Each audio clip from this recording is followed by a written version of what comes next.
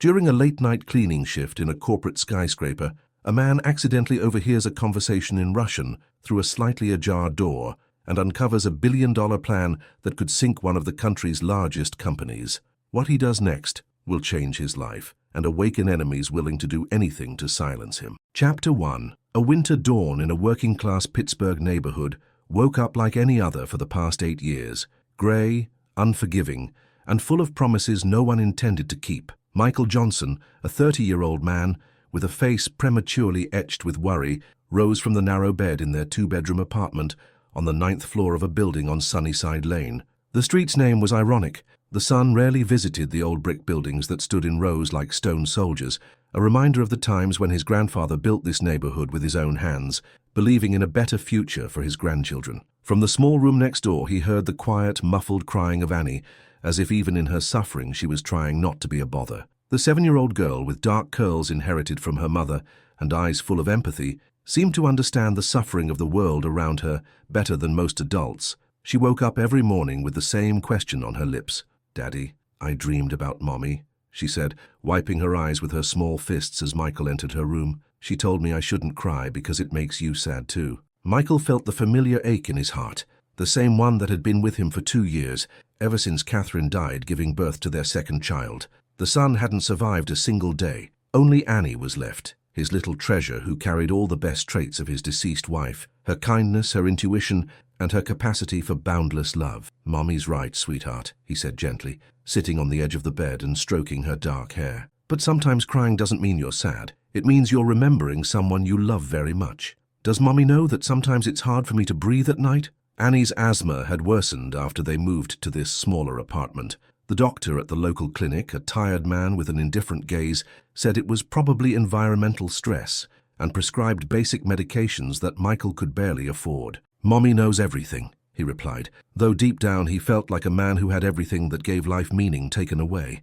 "And she's watching over us from up there." 8 years ago, Michael Johnson was a respected civil engineer at one of the best design firms in Boston. He specialized in bridges and overpasses, and his projects connected the banks of the Charles River and made life easier for thousands of people. Back then, he had a future, the respect of his colleagues, a beautiful wife, and a house in the exclusive suburb of Newton. After Catherine's death, everything fell apart. The first sign was his absence from work. The grief was so overwhelming that he couldn't think about steel structures and load-bearing calculations when his own world was collapsing. Then came the alcohol, not as a solution, but as a way to stop the endless pain that tore at his heart every morning. His boss, Steve Nelson, a man who had been his mentor for 6 years, tried to help. He gave him time off, recommended a therapist, and offered financial support.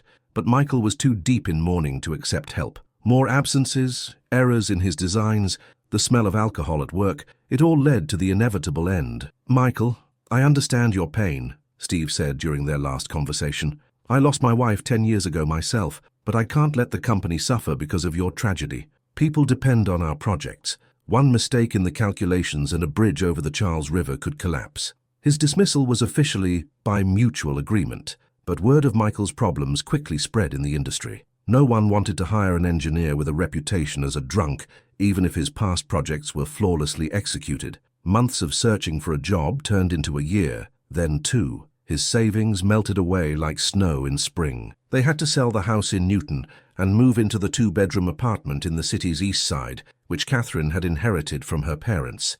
This apartment, which had once been only a place for vacation visits with his in-laws, became their last refuge. Finally, when the bills threatened to shut off their power and Annie needed new asthma medication, Michael took the first job he could find, a janitor in a corporate tower downtown. The salary was ridiculously low compared to what he earned as an engineer, but it was enough for basic needs and his daughter's medicine. That November morning, like everyone for the past 3 years, Michael prepared breakfast for Annie, oatmeal with brown sugar that he bought at the market from an elderly lady who sold products from a bee farm near the town of Wayland. Annie ate slowly, watching her father, who tried to hide his worries behind a forced smile. "Daddy," she said suddenly, "do you meet important people at your job?" "Why do you ask, sweetheart?" "Because the lady at the store told her neighbor you work in a big skyscraper company. Does that mean you're important again?" Michael knelt in front of his daughter and took her small hands in his work-worn ones. "Annie, every honest job is important. What I do helps other people have clean and safe places to work. That matters too. Would Mommy be proud of you? I think Mommy would be proud that I take care of you and that I never give up. After walking Annie to her elementary school on Friendship Street, an old building from the 70s that still remembered the times when the East Side was a symbol of socialist future, Michael got on the 502 bus heading downtown. The journey lasted 40 minutes through winter Pittsburgh, passing the grey buildings of the East Side, the suburbs of Oakland, and then gradually the more beautiful neighborhoods, until finally the center with its historic buildings and modern office towers. The Allegheny Valley Enterprises building loomed over Pittsburgh like a glass giant, 23 floors of reflective glass that shimmered like a crystal at sunrise. The company belonged to Joanna Miller, a 30-year-old woman who had inherited the empire from her father. Stephen Miller had built his fortune during the economic transformation of the 90s, but unlike many of the new rich of those times, he was known for his honesty and respect for his employees. Michael remembered Stephen Miller from the time when, as a young engineer, he participated in tenders organized by his firm. He was a man of strong principles who never allowed himself to get involved in bribes or shady deals. His daughter, Joanna, inherited not only the company but, at least in theory, the same values. That morning, Michael began his shift at 5, 2 hours before the first employees arrived. His job was to clean all the office floors, especially the executive suite on the top floor. The work was physically demanding, but Michael performed it with the conscientiousness he carried from years of engineering precision. When he reached the 22nd floor, where the CEO's office was located, the sun was already rising over Pittsburgh, casting long shadows through the panoramic windows. The view was breathtaking. The entire city stretched out at his feet, from City Hall to the Appalachian Mountains in the distance. Sometimes Michael would stop for a moment to look at the landscape and remind himself that, despite all his problems, he lived in one of America's most beautiful cities. That November morning, around 7, as he finished vacuuming the corridor in front of Joanna Miller's office, he heard voices through the slightly ajar door. It was strange. The CEO usually didn't arrive until 9. Maybe it was a meeting before official business hours. Michael was about to walk on. It wasn't his business what happened in the boss's office, but something in the tone of the voices, in the language of the conversation, made him stop. Russian. He recognized it immediately. Learning Russian was one of the projects Michael took on after his wife's death. He needed something to occupy his mind during the long, sleepless nights when Annie was asleep and the weight of grief became unbearable. He also thought about his daughter's future. Knowing languages opens doors. Maybe someday she would need his help with her studies. Now he regretted that knowledge. The hidden clause in paragraph 23. The words were spoken quietly but clearly. The transfer of assets to the Cayman Islands happens automatically after signing. The American side will not have the right to withdraw for the first 5 years. Michael felt the blood freeze in his veins. He understood exactly what was happening. Joanna Miller, the respected CEO, the daughter of the honest Stephen Miller, was about to sign a contract containing a hidden clause that would effectively transfer the company's entire assets to Russian partners through a firm registered in the Cayman Islands.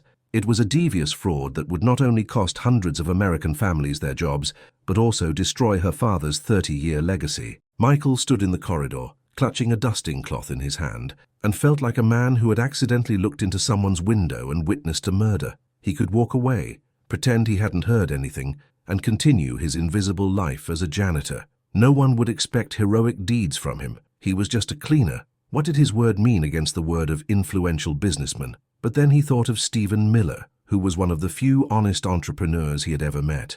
About the hundreds of employees who would lose their jobs. About Annie, who was growing up in a world where truth and honesty were supposed to mean something. He knocked on the office door. "Excuse me, ma'am," he said quietly when Joanna opened the door. "Can I have a word with you? It's urgent." In person, Joanna Miller was even younger than he had thought. A 37-year-old woman with intelligent, dark eyes and a short, dark hairstyle that emphasized her determined facial features. She wore an elegant navy suit, but Michael saw something in her eyes that he hadn't expected to see in such an influential person: uncertainty, or maybe even fear. Inside the office were 3 men in expensive grey suits. Michael recognized their type: businessmen from the East, who did business on the edge of legality in the 90s and were now trying to launder their fortunes through legal investments in the West. "There's no time for cleaning now," one of them grunted in English with a strong Russian accent, a man with greasy hair and a gold tooth. "We're having an important conversation. Please, just one moment." Michael addressed Joanna directly in Russian, ignoring the man. "What they are offering will destroy everything your father built. They are using hidden clauses in the contract." The silence in the office was deafening. The Russian businessmen went pale, exchanging quick glances. One of them, the oldest, with grey hair and cold eyes, stood up from his chair. "How does he know?" he said in Russian. "This is a problem," the second one replied. Joanna looked at Michael with a mix of surprise and something that might have been hope. "Gentlemen," she said in English but with a firm tone, "please leave us for a moment. I need to discuss a matter with my employee." "This is not a good idea," the man with the gold tooth protested. "Time is pressing. The contract must be signed today." "I said leave us," Joanna repeated, this time with the authority in her voice that reminded him of her father. After the Russians left, silence filled the office. Joanna sat behind her mahogany desk, and Michael remained by the door, unsure whether he should stay or leave. "What's your name?" she asked finally. "Michael Johnson. I've worked here as a janitor for 3 years. And you know Russian?" "Yes, ma'am." "Why did you tell me this?" she asked, gesturing toward the door behind which the Russians had disappeared. "You could lose your job." Michael walked to the window and looked at Pittsburgh stretching out below. He could see City Hall, the downtown streets, and in the distance, behind the mist, the outline of the Appalachian Mountains. "Because some things are more important than a job, ma'am," he said finally. "Your father built this company honestly, over 30 years. That means something. Not just to you, but to the hundreds of families who work here." "How do you know about my father?" "I was an engineer. I worked on a few projects for your father's firm. He was a man of honor." Joanna looked at him more closely. "You were an engineer, and now?" "Now I'm a janitor," he replied without shame in his voice. "Life sometimes takes strange turns." Over the next hour, Michael explained everything he had heard to Joanna. He showed her the specific clauses in the contract that, in convoluted legal language, hid the true intentions of the Russian partners. His engineering experience, his habit of analyzing complicated technical documents, came in handy for deciphering the legal jargon. "Here, in paragraph 23(4), he explained, pointing his finger at the fine print, "the transfer of management assets sounds like a normal procedure, but in the context of the preceding paragraphs, it means handing over actual control of the company. And here, in section 31.2, the investment security is actually the ability to take over all assets in the event of any complaint or legal problem." Joanna listened in silence, her face growing paler. "How long have they been planning this?" she asked finally. "Judging by the document's complexity, probably months. This isn't a random contract. It's a precisely planned takeover." When Joanna fully understood the consequences of signing the contract, she cancelled the meeting with the Russians. The men left in anger, threatening consequences and legal action, but Joanna remained unbothered. "Mr. Johnson," she said when they were alone, "I have a proposal for you." "Yes, ma'am." "I want to promote you to the position of my personal corporate security advisor." Michael was so surprised that for a moment he couldn't get a word out. "But I'm just a janitor," he said finally. "No," Joanna replied decisively. "You are a man with principles and a sharp mind. That's a rarity in today's business world. I need someone I can trust. Someone who will look at the company through the eyes of people, not just the numbers on a balance sheet. I don't have a business background." "But you have something more valuable," she interrupted him. "You have character." That evening, Michael returned home in a completely different state than he had that morning. The 502 bus suddenly seemed more comfortable, the journey through winter Pittsburgh more beautiful. For the first time in 3 years, he was thinking about the future, not in terms of survival, but in terms of plans and possibilities. Annie was waiting for him with her homework spread out on the kitchen table. When he told her about his promotion, her eyes widened in surprise. "Daddy, does that mean you won't be cleaning anymore?" "No, sweetheart. Now I'll be helping protect the company from bad people." "Like a policeman?" "A little like that," Michael smiled. "But in a suit and behind a desk. Will we have more money for my medicine now?" Michael hugged his daughter, feeling tears in his eyes. "Yes, sweetheart, and for a lot of other things." That night, after Annie was asleep, Michael sat by the window for a long time, looking out at the night-lit east side. The apartment buildings, lit by thousands of windows, reminded him of constellations. In each apartment, someone was living their own story. Someone was worrying about their job. Someone was loving. Someone was dreaming of a better future. For the first time in years, he thought of Catherine without that overwhelming pain. Somewhere where she was now, she was surely smiling, knowing that her husband and daughter would finally have a chance at a normal life. He didn't yet know that his new life would be full of challenges he couldn't even imagine. But that night, for the first time in 3 years, he fell asleep with hope in his heart. Chapter 2. Michael's first day as a security advisor began at 7 in the morning in his new office on the 21st floor. It was a small but elegant room with a panoramic window overlooking downtown Pittsburgh. From that height, the city looked like a model. The historic buildings, the towers of the financial district, everything formed a harmonious picture of a city that connected the past with the future. He sat behind his new desk. It wasn't a luxurious piece of furniture like the one in Joanna's office, but a solid, functional table at which he could focus on work. The first documents were already on the surface for him to review: financial reports, contracts with partners, and profiles of potential business associates. The first few weeks were difficult. After years of physical work, sitting at a desk for 8 hours was a challenge for Michael. Corporate jargon, complicated procedures, dozens of business abbreviations, it was all a foreign language. But his engineer's mind, accustomed to solving complex problems, quickly adapted. Joanna assigned him a mentor, Andrew Caldwell, a senior financial analyst whose job was to introduce Michael to the ins and outs of corporate finance. Andrew was a man in his late 40s, with grey hair and glasses, who had devoted his entire adult life to accounting and analysis.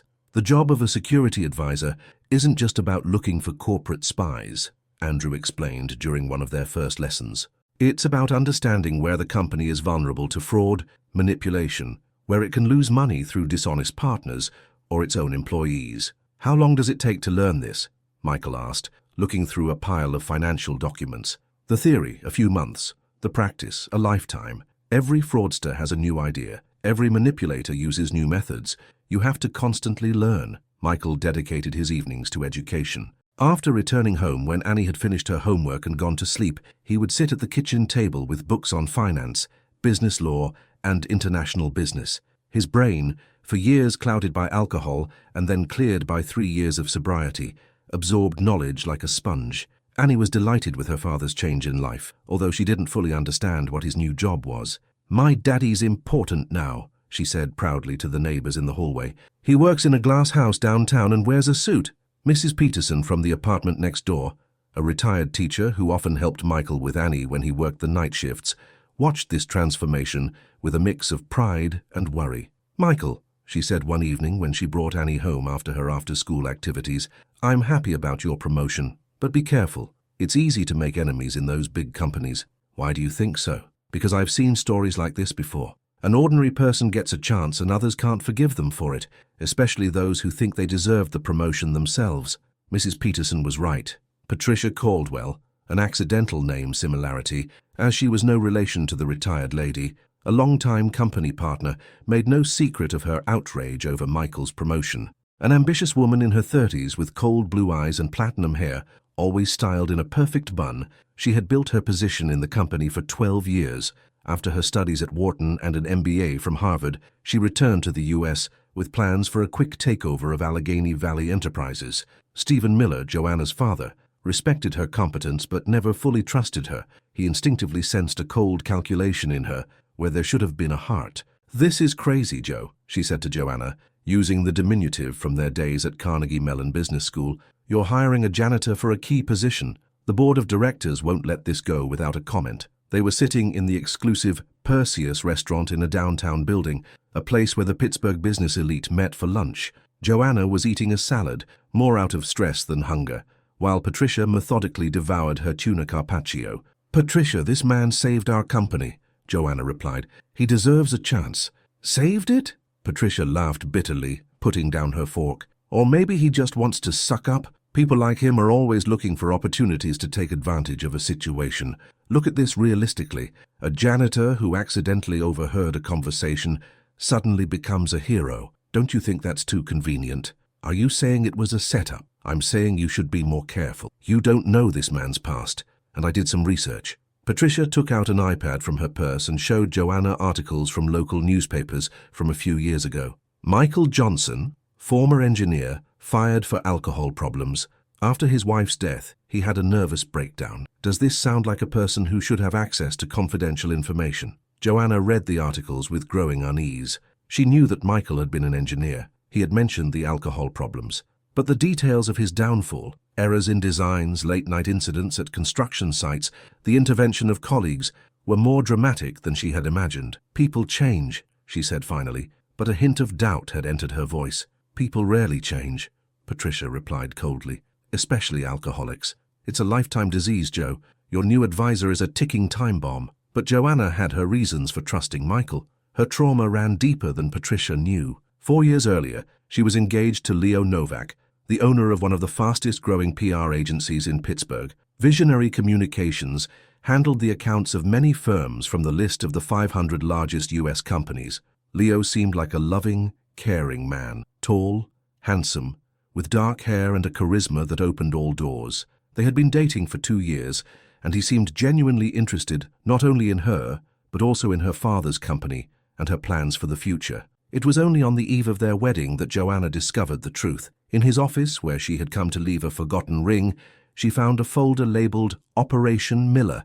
Inside were detailed plans to take control of Allegheny Valley Enterprises after their marriage. Leo had already laid out media strategies that were supposed to weaken Stephen Miller's position and promote him, Leo, as the natural successor to the old guard. The most painful part was that the plans also included managing Joanna after the wedding. The document described how to control the wife so that she wouldn't interfere in the business that was to be naturally taken over by her husband. Joanna canceled the wedding 2 days before the ceremony. Leo first tried to deny it, then begged and finally threatened, but she was already her father's daughter. She had steel in her character. Since then, she hadn't trusted the men who came close to her.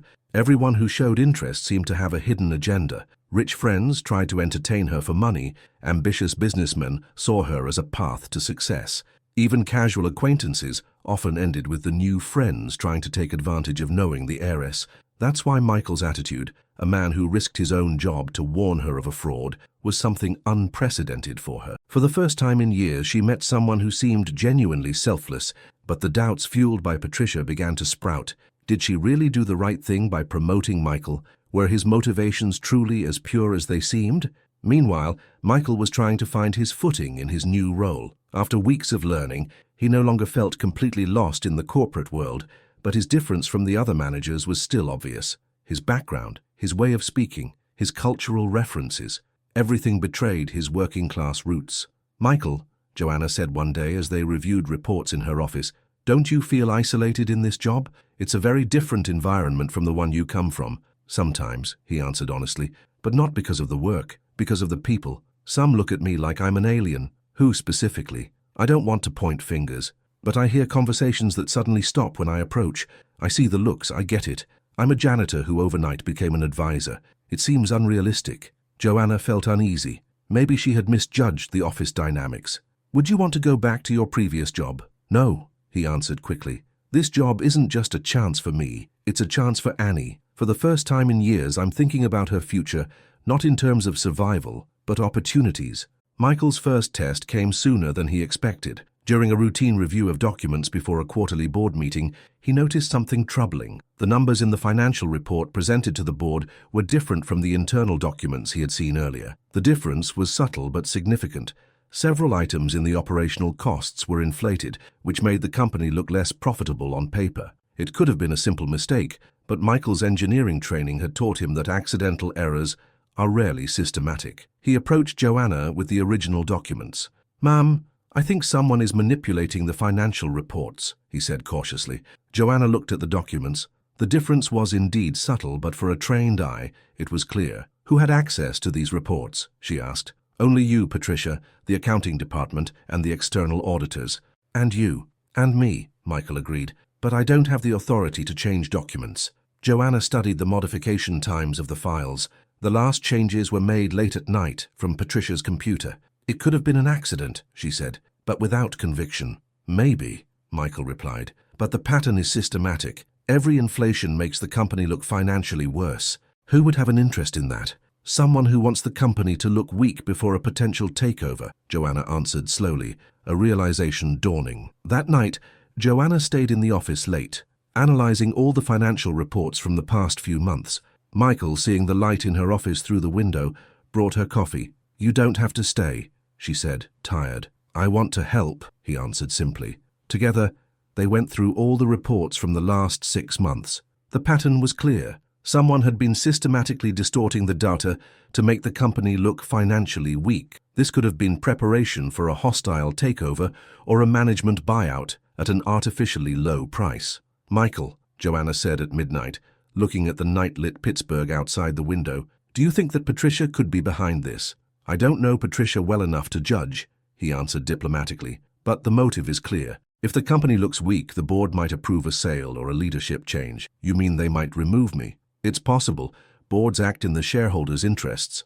If they think that the current management isn't coping, they'll look for alternatives." Joanna felt the weight of responsibility. The firm wasn't just a business for her, it was a family legacy, her father's creation, employment for hundreds of families. "What should I do?" "Confront her with the evidence," Michael replied, "but carefully. If Patricia is innocent, the accusation could destroy your relationship. If she's guilty, she could become desperate." The next morning, Joanna called an extraordinary board meeting. She presented the evidence of the manipulated financial reports. The reaction was dramatic. Professor Stephen Wiseman, the chairman of the board, a 65-year-old economist with an impeccable reputation, was shocked. "These are serious accusations, Ms. Miller," he said. "I hope you have convincing proof." Patricia protested with outrage. "This is completely absurd. Who would have reasons to falsify reports? I've worked for this company for 10 years. But the evidence was undeniable. The IT department confirmed that recent modifications to the files were made from Patricia's computer. "It must have been an error," she tried to explain, "or someone used my computer." The board made a decision to start an internal investigation. Patricia was temporarily suspended from accessing confidential documents. After the meeting, Leo Novak started an even more aggressive campaign in the media. "Chaos at Allegheny Valley Enterprises. CEO defends against accusations of nepotism" was the main headline the next day. The article described Michael as a man with a suspicious past, suggesting alcohol problems after his wife's death. There were no actual lies, but the way it was presented turned a personal tragedy into a disqualifying character flaw. That day, when Michael picked up Annie from school, other children were pointing at him. "Look, that's the man from the newspaper," they whispered. Annie hid behind her father, embarrassed.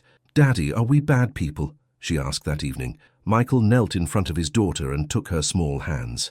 "No, sweetheart. Sometimes good people have a difficult life, but that doesn't make them bad. Why do people say mean things about us? Because they don't know our real story. They only know what someone told them." That night, Michael couldn't sleep for a long time. He lay on the bed, listening to Annie turning over in her sleep, and wondered if he had made the right decision. Maybe he should have remained a janitor. Maybe life in the shadows was safer. But the next morning, when he saw another article in the newspapers attacking his and Joanna's reputations, he understood one thing: he couldn't give up, not just for himself or for Joanna, but for Annie. He wanted his daughter to grow up in a world where truth and honesty meant more than political games and media manipulation. That day, he decided to fight. Chapter 3. December in Pittsburgh was particularly harsh that year. Snow had been falling for 3 days, covering the city in a white shroud that was both beautiful and ominous.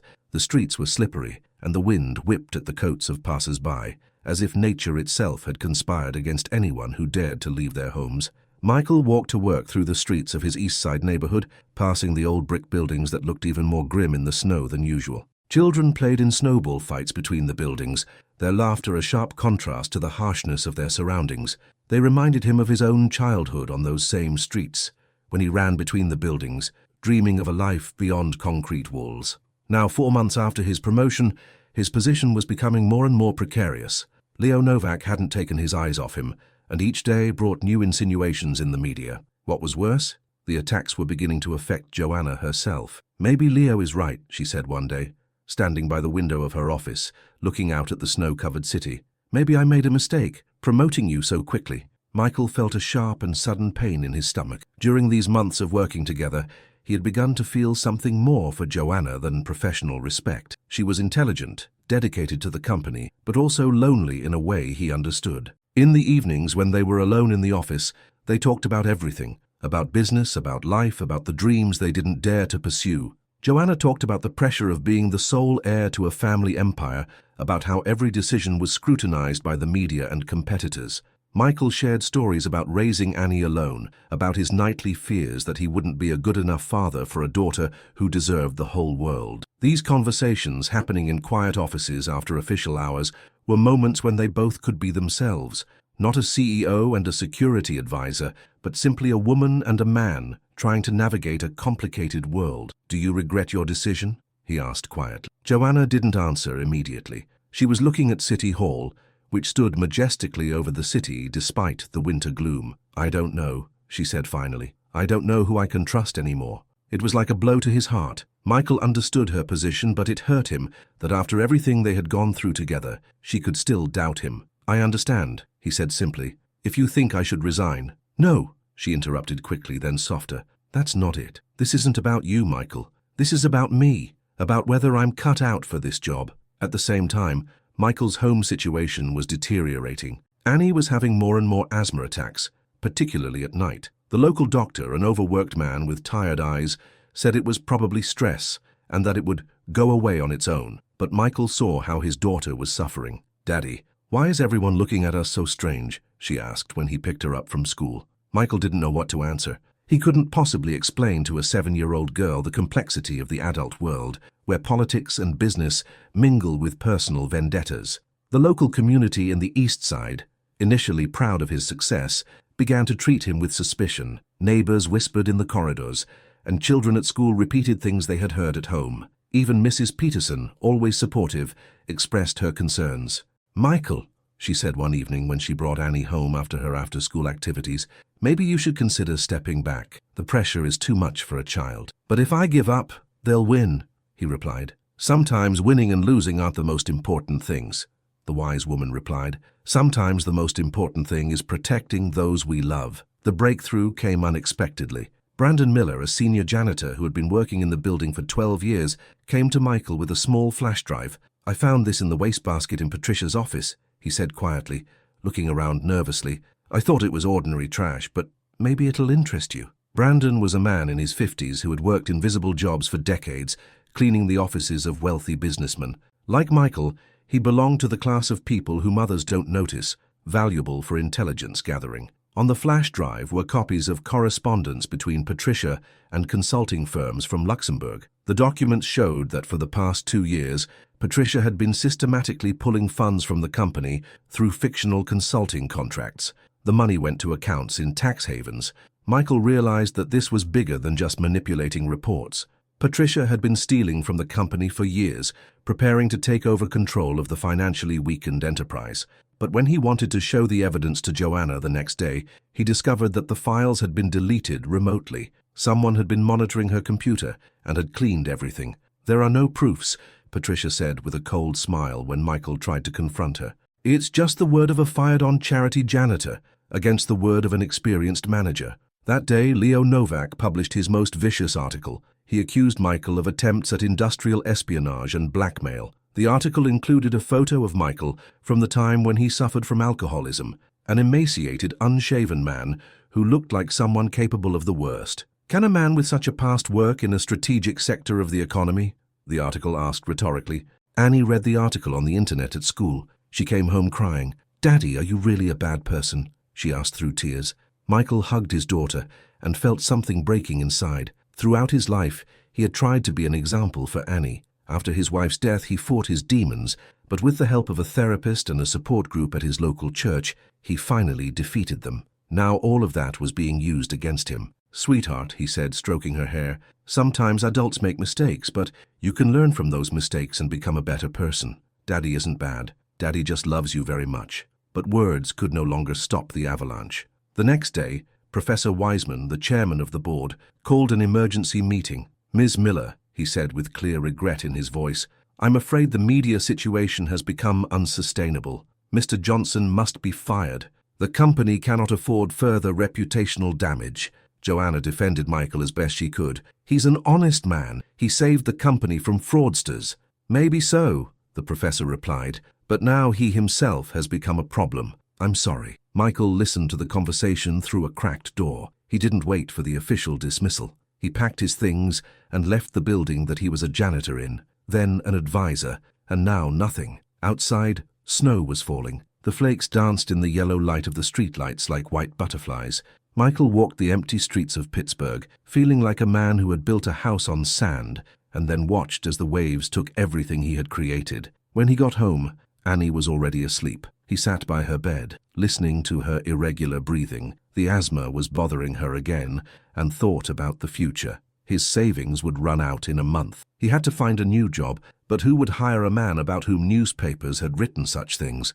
Around midnight, the telephone rang. The name Joanna appeared on the display.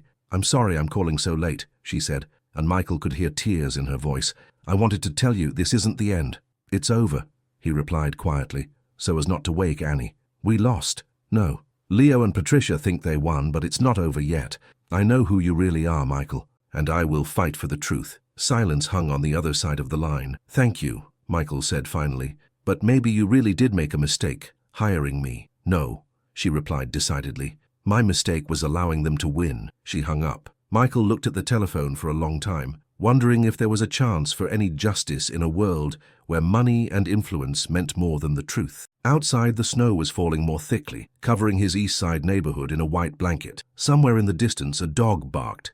Michael lay down next to a sleeping Annie, and for the first time in months, allowed himself to cry. He didn't know that in a few days, his life would change in a way he never would have predicted. The next morning, around 10 o'clock, the doorbell rang. Michael opened it and saw a young woman in an expensive coat, but without the typical arrogance of wealthy people. It was Joanna. "Can we talk?" she asked. Annie was at school, so they could talk freely. Joanna removed her coat and sat at the kitchen table in their modest apartment. "I know this ends your career in the corporate world," she said without preamble. "Leo and Patricia organized a perfect campaign of destruction. So, why are you here?" "Because I have a plan," she responded, "and I need your help." Over the next hour, Joanna explained her discovery. After Michael's dismissal, she became suspicious and began her own investigation.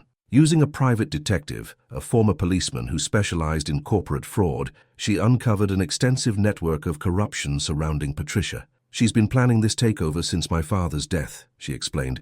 "The Russian investors were offering her a position as CEO of the U.S. subsidiary in exchange for delivering the company for a fraction of its value." "What does that change?" Michael asked. "Even if we prove it, the media has already decided that I'm the villain in this story." "The media can be changed," Joanna answered with determination. "The truth is a powerful weapon if you know how to use it." "And Leo?" "Leo thinks he won, but ego can be someone's weakness. If he thinks he's untouchable, he might make a mistake." Michael looked through the window at the snowy courtyard where children were building a snowman. Normal life continued despite the corporate dramas and media wars. "What do you want me to do?" "Help me prepare a final confrontation in a way that will clear your name and save the company." "But there's evidence against me." "False evidence," she interrupted, "and we have a way to prove it." That evening, after Annie was already asleep, Joanna stayed for dinner. It was the first time they had shared a meal as equals, not a CEO and an employee, but simply two people fighting against injustice. "Michael," she said over the simple meal Michael had prepared, "whether you decide to help or not, I want you to know, these last few months were the first time in years that I felt comfortable with someone." "What do you mean?" "I mean, I never felt like you wanted something from me. Money, position, connections. For the first time, I met a man who saw me as a person, not as an opportunity." Michael felt warmth spreading in his chest. After Catherine's death, he hadn't thought he could ever feel a connection with another woman. But Joanna was different. Strong but vulnerable, intelligent but humble. "Maybe," he said carefully, "I feel the same way about you." Their eyes met across the simple kitchen table, and in that moment, they both realized that whatever was developing between them went far beyond a professional relationship. "But now everything is complicated," Joanna said softly. "Life is always complicated," Michael replied. "The question is whether you want to fight for something good or give up." "I want to fight," she answered firmly. "Then we'll fight together." That night, after Joanna left, Michael sat by the window, looking at the stars visible through rare breaks in the cloud cover. For the first time in months, he felt hope, not just for his own future, but for the possibility that truth and justice might still prevail in a world dominated by cynicism. But he also knew that the real battle was just beginning. Chapter 4. January in Pittsburgh was shrouded in thick fog that covered the city like a shroud of mystery, hiding ancient church steeples and modern glass towers simultaneously. The temperature had dropped to -20 degrees, and the Allegheny River had partially frozen, creating a bizarre landscape of ice floes between the bridge pillars. Michael had been out of work for 6 weeks. Every morning he left home, pretending to Annie that he was going to a temporary job, but in reality he was wandering around the city, searching for any position that might accept a man with his now infamous reputation. His resume, despite his engineering experience, was now marked with the media scandal like a scarlet letter. Potential employers recognizing his name from the newspapers, shook their heads with embarrassed smiles and promises that "we'll call you," which never came. His savings were at a dangerously low level. In a month they might have trouble with the rent. That particular morning, sitting in a small cafe in the Strip district, Angel's Corner, a family-owned place where the owner, an elderly woman named Mrs. Peterson, served excellent meatloaf and didn't ask uncomfortable questions, Michael was browsing job offers on an old laptop he had bought used a few years ago. Most of the offers didn't match his qualifications, and those that might fit required references that he could no longer get. He even considered returning to physical labor, construction, warehouse work, anything to maintain Annie in their small apartment. The cafe was almost empty at this early hour. Only Mrs. Peterson wiping tables, an elderly man in the corner reading the Pittsburgh Post-Gazette, and a middle-aged woman by the window working on her laptop. The atmosphere was peaceful, a contrast to the turbulent emotions churning in Michael's mind. Suddenly, someone sat down across from him. He looked up and saw Joanna. She looked older than she had weeks ago, exhaustion clear in her intelligent eyes. She wore a simple black coat and a wool scarf, none of the expensive accessories typically associated with a successful businesswoman. "How did you find me?" he asked, surprised. "Your neighbor, Mrs. Peterson, mentioned that you often come here," she replied, removing her gloves. "We need to talk." "About what?" he asked, but he already knew. "Business.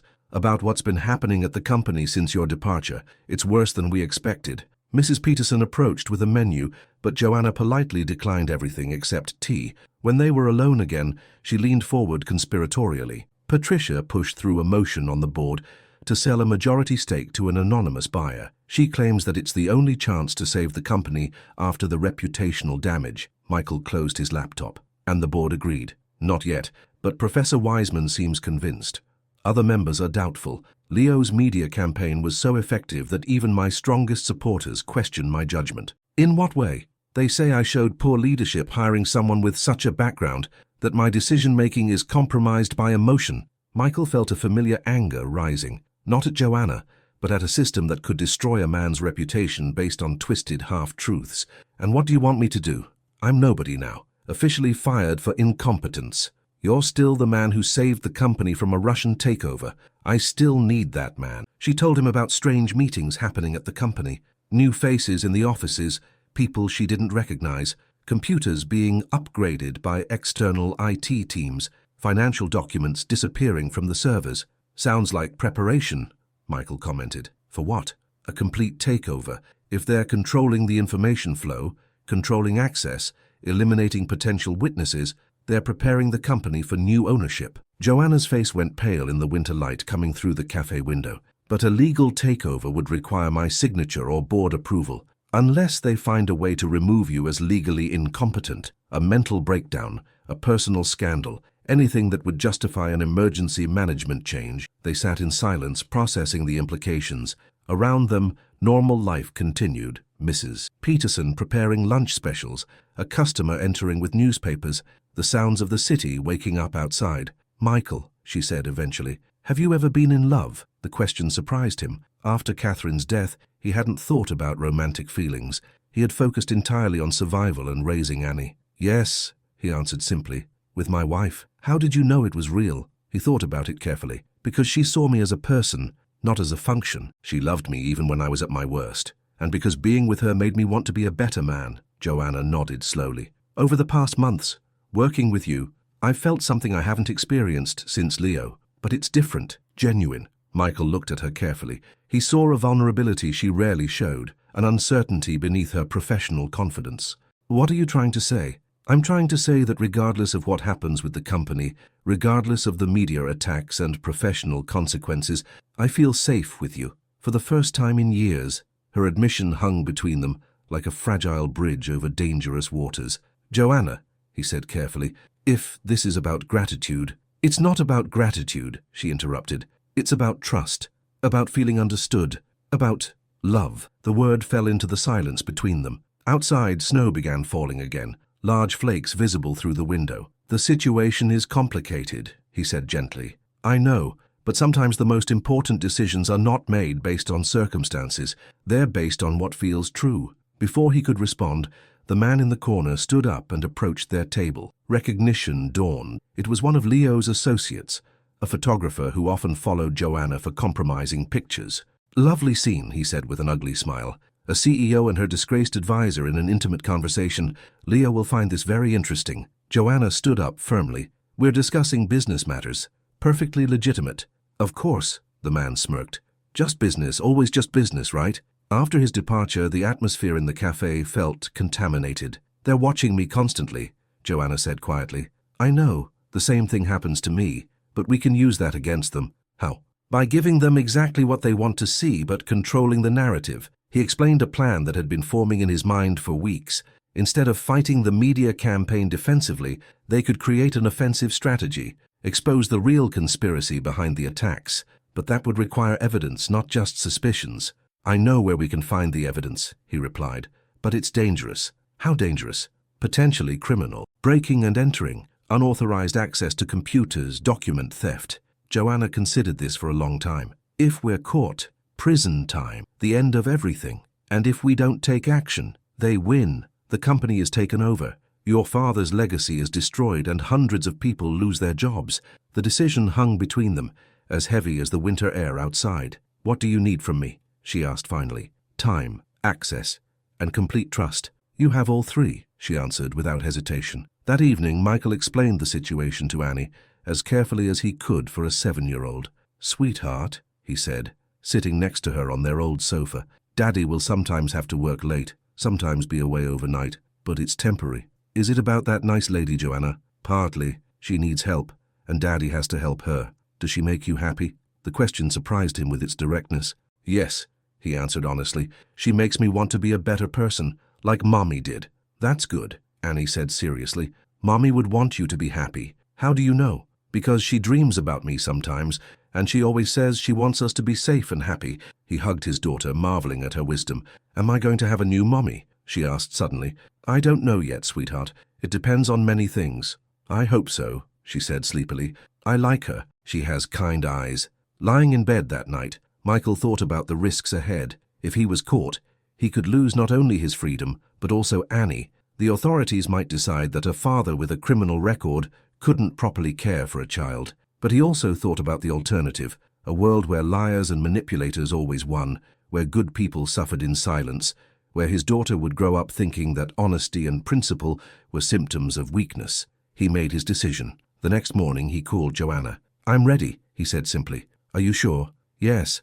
Let's expose the truth, whatever the cost." The operation would begin that weekend, when the building would be nearly empty. The plan was dangerous, probably illegal and definitely crazy. But sometimes crazy plans were the only way to fight enemies who had all the conventional advantages. Sometimes the truth required heroes willing to risk everything. Michael was ready to be that hero. Chapter 5. The weekend before the planned operation was the longest of Michael's life. Saturday morning was spent helping Annie with her homework, mathematics problems that reminded him of the engineering calculations he once did professionally. The afternoon was spent at a playground in the local park, watching his daughter build a snow fortress with the other children, her laughter a sharp contrast to the gravity of what he was planning. "Daddy," Annie said while they walked home through the snow-covered streets, "are you worried about something?" "Why do you ask, sweetheart?" "Because you have the same face as when Mommy was sick in the hospital." Michael stopped walking. His 7-year-old's memory was both a blessing and a curse. She remembered details adults wished she had forgotten, but her perceptions were sometimes unnaturally accurate. "Sometimes Daddy has to do difficult things to protect the people he loves," he said carefully. "Like Superman." "Yes, a little like Superman, but without the cape." "I hope you don't get hurt," she said seriously, taking his hand. That evening, after Annie went to sleep, Joanna arrived at their apartment dressed in dark clothes, black jeans, a black sweater, and a dark ski jacket. The transformation from elegant CEO to a practical operative was dramatic. "Last chance to back out," she said, sitting at their kitchen table. "I'm committed," he replied, "but tell me exactly what we're looking for." She explained again. Evidence of financial transfers, communication with Russian investors, documentation of the conspiracy between Patricia and Leo. Most importantly, proof that the media campaign against Michael was a coordinated character assassination. "Building security cameras," he asked, "disabled between 10 p.m. and 4 a.m. for maintenance." Leo arranged it through his contacts at the security company. "Guards?" "One at the main entrance. He usually sleeps after midnight." "Alarm system?" "I still have the codes as CEO. assuming they haven't changed them, which is unlikely since that would tip me off. The plan was simple but risky. Enter the building through the delivery entrance in the basement, take the service elevator to the 22nd floor, access Patricia's office and the company servers, copy everything relevant, and leave before dawn. In and out in less than 4 hours. If we're caught, Michael said, what's the official story? I suspected a security breach, came to investigate, and brought you as a former security advisor. It's a weak excuse, but it might create reasonable doubt. At 9:30 p.m., they drove to downtown Pittsburgh in Joanna's car, an inconspicuous Honda rather than her usual luxury vehicle. The streets were nearly empty. The bitter cold kept most people indoors. Parking near the building, they could see the single security guard through the main entrance windows, reading a magazine. "Ready?" Joanna asked. "As much as possible." They entered through the service entrance using Joanna's executive card. The interior was eerie in the darkness. Familiar spaces transformed into an alien landscape by shadows and emergency lighting. Their footsteps echoed in the empty lobby, despite their efforts to move quietly. The service elevator seemed impossibly loud in the building's silence. Each floor marker was an anxious moment, waiting for alarm bells that didn't come. Finally, they reached the 22nd floor. The corridor was tomb quiet. Office doors stood closed like sentinels guarding the secrets behind them. Patricia's corner office was located at the end, farthest from the elevator. "Security camera?" Michael whispered. "3, but disabled, remember." Still, they moved carefully, staying close to the walls, minimizing their exposure. Patricia's office door required her personal keycard, which they obviously didn't have. But Michael remembered from his janitor days that the service keys could open any interior door for emergency maintenance. "Wait here," he told Joanna, and slipped away to the service closet where the master keys were stored. The building suddenly felt alive around him, the heating system cycling on with a mechanical groan, the fluorescent lights flickering in a distant corridor, the sounds of city traffic filtering through the walls. Every noise seemed amplified, threatening. He found the master keys exactly where he remembered them. He returned to Joanna, who was standing watch by Patricia's office. "Got them," he whispered. The door opened smoothly. Patricia's office was larger than he remembered. The corner location provided windows on 2 sides with a spectacular view of nighttime Pittsburgh. But there was no time for sightseeing. Patricia's computer was password protected, but Joanna had prepared. From her bag, she pulled a small device, a USB drive loaded with password cracking software provided by her private investigator. "How long will this take?" Michael asked. "Anywhere from minutes to hours. It depends on the password's complexity." While waiting, they searched through the paper files in Patricia's cabinets. They found folders labeled with innocent names but containing suspicious documents. Project Allegheny, Eastern Expansion, Management Transition. The Project Allegheny folder contained a detailed timeline for the company's takeover. The Russian investors were identified by code names, but the pattern was clear: a gradual financial weakening followed by a management crisis, culminating in a forced sale at a below-market price. Most damning was a document titled Media Strategy, a comprehensive plan for destroying the reputations of anyone who might interfere with the takeover. Michael's name was prominently featured, along with a detailed psychoanalytic profile suggesting how to exploit his past alcoholism and grief over his wife's death. "I found it," he whispered urgently to Joanna. "Look at this." He showed her the documents. Even in the dim light, she could see her face growing pale. "They studied me like a laboratory rat," he said bitterly. "They planned every aspect of my character's destruction." "Keep looking," Joanna urged. "We need financial evidence." The computer finished cracking the passwords. The desktop revealed a treasure trove of incriminating files, emails between Patricia and Russian contacts, wire transfer authorizations, and detailed budgets for bribes and media payments. One email chain was particularly revealing. "The Johnson problem is temporarily solved. The media campaign is effective, but Miller is still suspicious. We may need a more aggressive approach." The response: "Understood. Authorizing additional funding for the final phase.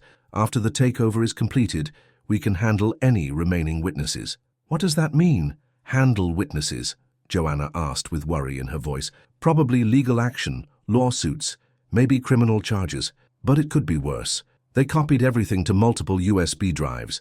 The evidence was overwhelming, clear proof that the entire campaign against them was a coordinated conspiracy involving foreign agents, domestic collaborators, and corrupt media. Just as they were finishing, they heard a sound that froze them both: the elevator machinery starting up. Someone is coming, Joanna whispered. The window? 22nd floor. The service corridor. They quickly shut down the computer, grabbed the documents and USB drives, and slipped out of the office.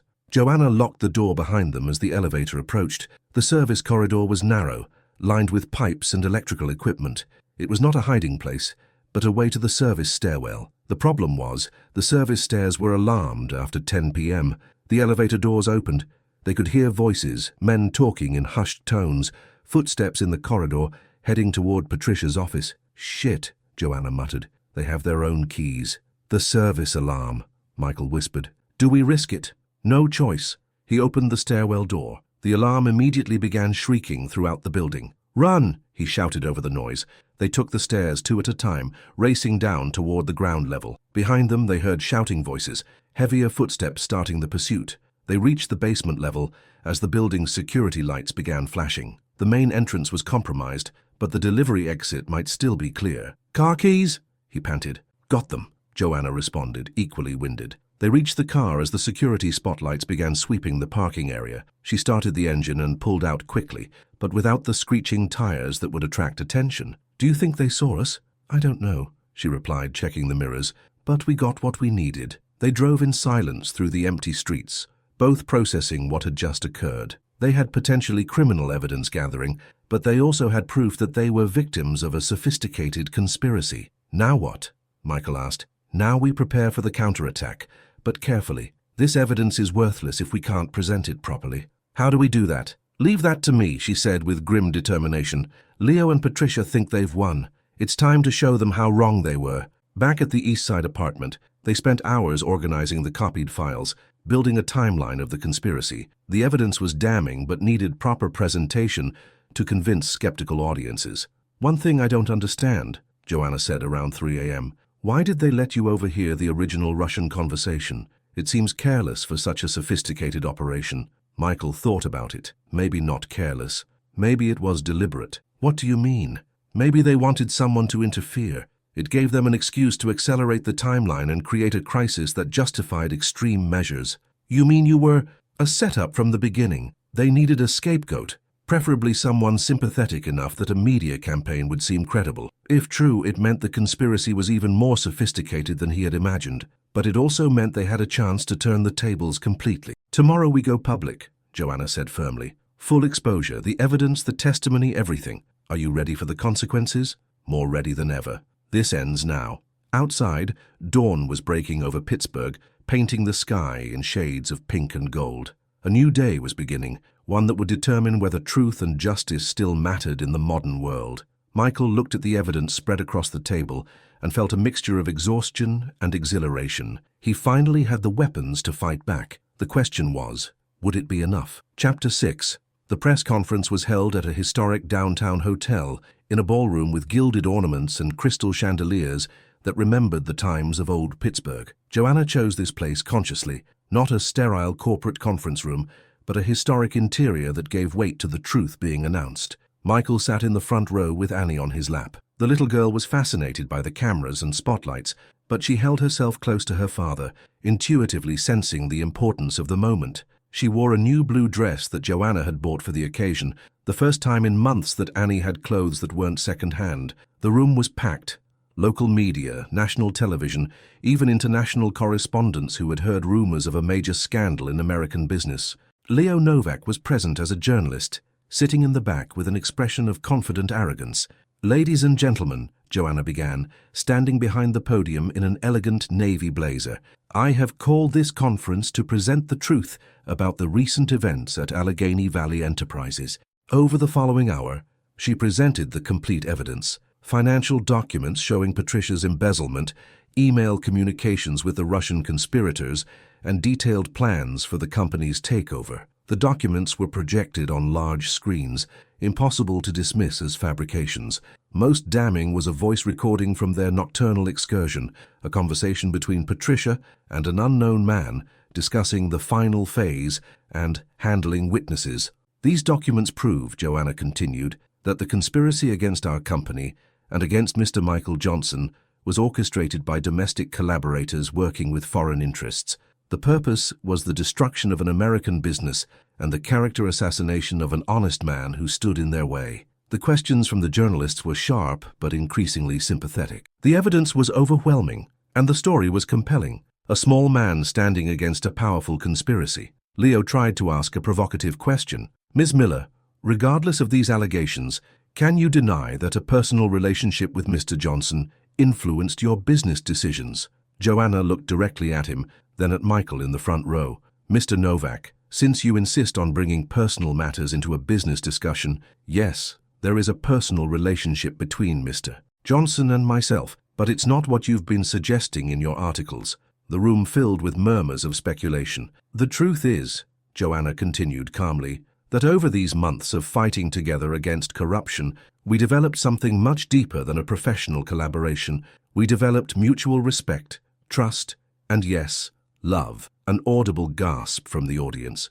Leo's confident expression faltered. But, she emphasized more loudly, the personal feelings developed after the professional relationship was established based entirely on merit. Michael Johnson received his position based on his qualifications, character, and actions in saving the company from fraud. The fact that we later discovered personal compatibility only makes our partnership stronger, not weaker. Michael stood up, still holding Annie's hand. May I add something? He asked in a clear, steady voice. Joanna nodded. Over the past months, he said, addressing the camera directly, I've been attacked as a man who supposedly used personal connections for professional gain. The truth is the opposite. A professional relationship based on a shared commitment to honesty and integrity led naturally to personal respect. In a world where business often separates ethics from profit, I found a woman who values the same principles I try to teach my daughter. What are those principles? A journalist called out. That the truth matters more than convenience. That standing up for the right thing is worth personal sacrifice. That dignity cannot be bought or sold. That good people must support each other against those who would exploit others' trust. Applause began in the back of the room, spreading forward. Leo was looking increasingly uncomfortable. As for my past, Michael continued, yes, I had problems with alcoholism after my wife's death. Yes, I lost a professional position because of those problems, but with the help of therapy, a support group at my local parish, and the determination to be a good father to my daughter, I overcame those demons.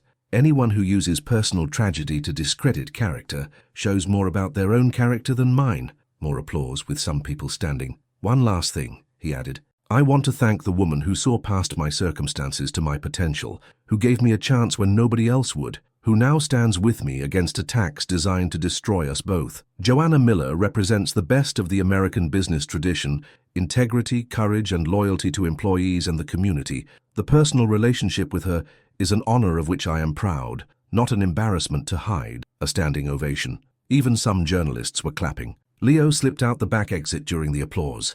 After the conference, the media exploded. The story had everything: a corporate conspiracy, foreign interference, romance triumphing over adversity, a small man defeating powerful enemies. Headlines changed overnight. Love triumphs, CEO and former janitor expose international conspiracy. The true story: how an honest man saved an American company. From janitor to hero, the extraordinary story of Michael Johnson. Leo's credibility was shattered. His agency lost clients, his articles were discredited, and the media started investigating his own finances. They discovered a series of payments from shell companies connected to Russian interests. A week later, the prosecutor's office announced a criminal investigation. Patricia was arrested while attempting to board a flight to Moscow. Her bank accounts in Luxembourg were frozen, and millions of dollars in stolen funds were recovered. Professor Wiseman, the chairman of the board, publicly apologized to both Joanna and Michael. I made a mistake, he admitted during an emergency board meeting. I allowed media manipulation to cloud my judgment. The company owes you both a debt of gratitude. Michael was officially reinstated as security director with a public apology and back pay. But more importantly, his reputation was restored. A month later, on a warm April day when Pittsburgh was blooming with spring flowers, Michael received an unexpected visitor. Steve Nelson, his former boss from the engineering firm, stood at the apartment door with a humble expression. Michael, he said simply, I came to apologize and make an offer. An offer. Chief engineering position in my new infrastructure division, full salary restoration, complete benefits, and a company car. I know you found success in the security field, but I thought I should ask. Michael was touched, but decline. I appreciate the offer, Steve, but I've learned that sometimes life takes us where we need to be, not where we planned. At Allegheny Valley Enterprises? With Joanna, yes. We're building something together, professionally and personally. Steve nodded in understanding. I'm happy for you. She seems like a remarkable woman. She is. I also learned that it doesn't matter what kind of work you do. What matters is that you do it with integrity and for the people you care about. 2 months later, in a quiet ceremony at City Hall, Joanna and Michael were married. The only witnesses were Annie and Professor Wiseman, who insisted on hosting the reception as an apology for his earlier doubts. "Can you be my new mommy?" Annie asked after the ceremony. "Only if Daddy allows it," Joanna replied, kneeling in front of the child. "And will you love me even when I'm naughty?" "Especially then," Joanna said, embracing the little girl. Michael watched the two most important women in his life and thought about Catherine. Somewhere she was surely smiling, knowing that her husband and daughter finally had a chance at happiness. A year later, Annie had a new mommy and a new home in a beautiful apartment overlooking Shenley Park, but she still loved visiting Grandma Peterson in the East Side, where everything began. Her asthma had disappeared, the doctor said stress was the primary cause, and now that her home was full of love and security, her body healed itself. Allegheny Valley Enterprises not only recovered, but became one of the most respected companies in the country. Michael, as security director, implemented systems preventing similar fraud in the future. His working-class background allowed him to understand the company from the ground level up, making him uniquely effective. Most importantly, they created a model for ethical business practices that other companies started copying. The Allegheny Standards became a code of conduct emphasizing employee welfare, community responsibility, and transparent operations. Leo Novak was eventually convicted of conspiracy and media manipulation. His sentence was suspended in exchange for testimony against the Russian operatives. His career in journalism ended, but he quietly started a small public relations firm specializing in crisis management. An ironic career change. Patricia served 18 months in a minimum security prison. After her release, she emigrated to Canada, where her sister lived. She sometimes sent Christmas cards with vague apologies. On a warm September evening, 2 years after their marriage, Joanna and Michael sat on the terrace of their apartment, watching the sunset over Pittsburgh. Annie was doing homework inside, occasionally asking for help with mathematics. "Any regrets?" Michael asked. "About what?" "Marrying a former janitor." Joanna took his hand. "I never married a janitor," she replied. "I married a man who had the courage to fight for the truth, regardless of the consequences." The fact that he happened to work as a janitor only shows how many misjudgments society makes about human worth. "And I," Michael said, "married a woman who could see past circumstances to character, who gave a second chance to a man whom others had written off." Below them, Pittsburgh sparkled in the evening lights. City Hall stood eternal watch over the city, as it had for centuries, a witness to countless stories of ordinary people whose extraordinary courage changed history. "Do you know what I learned?" Joanna asked. "What?" "Sometimes the most beautiful love stories start in the most unexpected places. In a nocturnal office building where a janitor overhears a conversation that changes everything." "And I learned," Michael replied, "that dignity and integrity are not luxuries for the wealthy. They are choices available to every person, regardless of circumstances. The choice to stand for the truth, even when it's costly. The choice to help others, even when it's difficult. The choice to see the best in people, even when it's hidden." That night, as they prepared for sleep, Joanna discovered a small notebook on Michael's bedside table. Inside, she found detailed plans for expanding the company's worker education programs, profit-sharing initiatives, and community development projects. "What's this?" she asked. "Ideas for making the company not just profitable, but beneficial. I figured if we have the power to make changes, we should use it to help others like we were helped." "Like what?" "Scholarships for children from working families, interest-free loans for employees buying their first homes, training programs helping people transition from manual labor to professional careers, to show that business can be a force for social good." Joanna smiled. This was the man she fell in love with, not content with personal success, but committed to lifting others. "Will you run these programs?"